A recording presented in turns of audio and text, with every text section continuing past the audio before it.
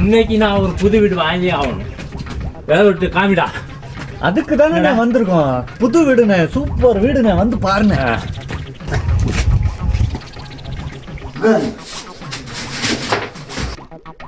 என்ன தம்பி அப்படி பாக்குற?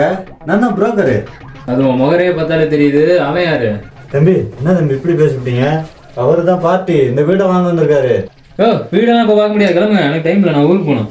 பார்ட்டி 10 லட்ச ரூபா கையில வச்சிருக்காரு. அண்ணன் கிட்ட பத்திரம் இருக்கு. ஊன்னு சொல்லுங்க, இப்பயே முடிச்சு விடுவோம். டேய் வணக்கம்டா.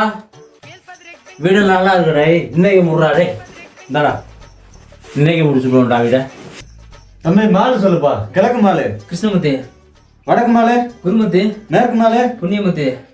தெற்கு மாலு, தட்சணாமூர்த்தி. தம்பி உன் பேரு? குருசாமி. அண்ணா உங்க பேரு? ஆடசாமியா. குருசாமி ஆகிய நான் மாடசாமிக்கு 10 லட்ச ரூபா பத்திரத்தை எழுதி கொடுத்துருக்கேன்பா. இந்தாப்பா. இந்தாண்ணே பத்திரம். இந்தாண்ணே பணம். கமிஷன் 2 பேரும் கரெக்டா கொடுத்துருங்கப்பா. சரி சரி, நான் ஊருக்கு போயிட்டு வரேன். பாத்துக்கங்க என்னான்ட்டு. மாப்பிள்ள எப்பயுமே ஒரு வீட்டுக்கு போனா திருட்டு தானே வருவேன். ஆனா இன்னைக்கு ஒரு வீடே வித்துட்டு வந்திருக்கேன். 10 லட்ச ரூபா நெட் கேஷ். இனிமே இந்த ஒயின் ஷாப்ல போய் பாட்டில் பொறுக்கிறதா விட்டுறேன்னா இந்த வந்துட்டு இருக்கேன். ஏண்டா புரோக்கர், பொருளை பூரா விட்டுட்டு போயிட்டா நாளைக்கு ஏதாவது காணாமல் போய் நான் என்ன கேட்க மாட்டேன்னா? போடுறா வீட்டு ஓனருக்கு போனேன்.